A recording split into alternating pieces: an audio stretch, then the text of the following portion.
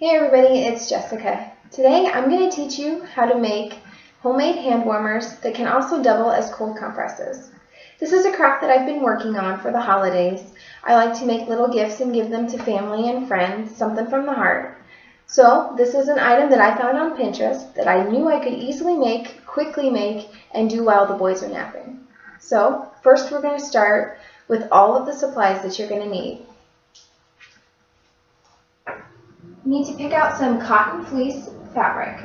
This is going to keep all the heat or cold in and the moisture out. Next is your iron. You're going to need to iron that material.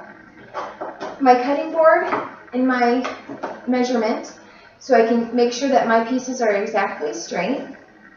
Your cutting utensils, I use either scissors or my handy roller blade. You've got your sewing machine or hand sewing. I'm not very good at hand sewing and I don't have that much confidence in it, so I like to go to my sewing machine. It makes it a little bit quicker and a little bit more durable. You'll need a funnel or a funnel type object and rice. So as you can see, you're not going to need that much to do it. It's not that difficult, and hey, if I can, you can. Okay, first thing, you got your material. You need to iron it. Get all of those wrinkles out. That way when you measure it, your measurements are exact and they're square. You know, measure twice, cut once. So we get that measured, we cut your pieces.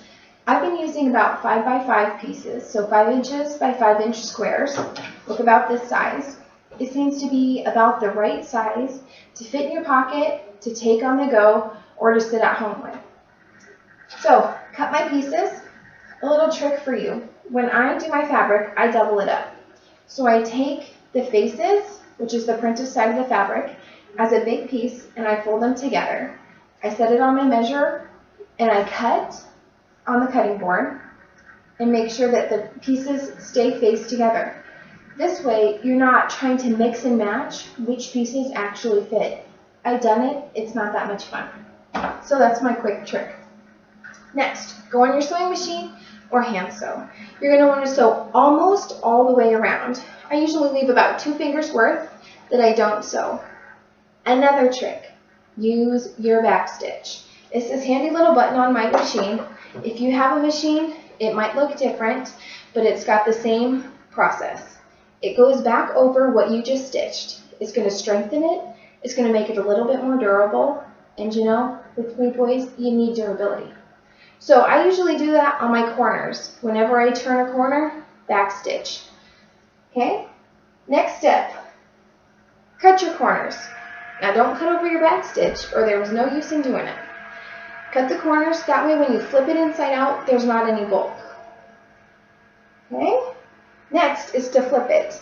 It'll look like this when you're done, but all it is turning that material inside out, shoving it through, and using your finger to point and poke out all the corners so it looks like a nice square or whatever shape you've decided to do. Okay? Then you need to fill it. You're going to fill it with rice. You can also use oats. You can use all sorts of things. You could even infuse with oil. That way it smells like lavender or whatever relaxes you or does what you need. You need to use a funnel to get the rice in. Now this one, my kitchen one, was not big enough. Got a lot of rice stuck in it. So I found this in my kitchen. Not really sure what it is, but it works for a funnel. So I stick that in where I didn't sew all the way. And you fill it with rice. Now when you fill it with rice, you're only going to want to fill about halfway, maybe a little bit more. If you fill it too full, it's just going to be too bulky and the rice might not all the way heat through. Okay? So you fill it with the rice. Take it back to the sewing machine and sew up the top edge, just like that. You can also hand sew it if you feel more comfortable doing a quick hand sew. Like I said before, I like to back stitch. So I sew over it and I go backwards just to make it nice and strong. You can do it around the whole thing for decorative, but sometimes it's more about function than fashion. So if you can't sew straight, who cares? It'll be nice and warm and somebody's going to really enjoy it. So we have done different sizes here. I've done a nice long one for a neck pillow. or foot pillow or whatever you feel like doing with it. And you can do hand warmers. This is another variation that I've done. I did a little trial and error. With the first one that I did, the rice wiggled around too much. So what I went and did with this one is I sewed a seam right down the center of it. That way I'm going to have two different compartments to fill with rice instead of just one, which I'm hoping will be keeping the rice in the area a little bit better. So the final product is a hand warmer. You can also put it in the freezer like I stated earlier and use it as a cold compress. Now I started sewing because of my grandma. My grandma sewed quilts all the time. She made it look like a piece of cake. Her tip was to iron. I'm not a big fan of ironing, but I found again through trial and error, you need to iron it. So I hope that everybody has enjoyed my tutorial on how to make a hand warmer or a cold compress, especially for the winter season coming up. And like I've said earlier, if I can do it, you can do it.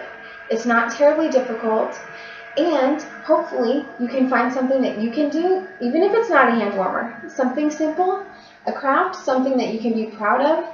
Go on Pinterest, find what suits your fancy, and get it done. I hope everybody enjoyed this and learned something new.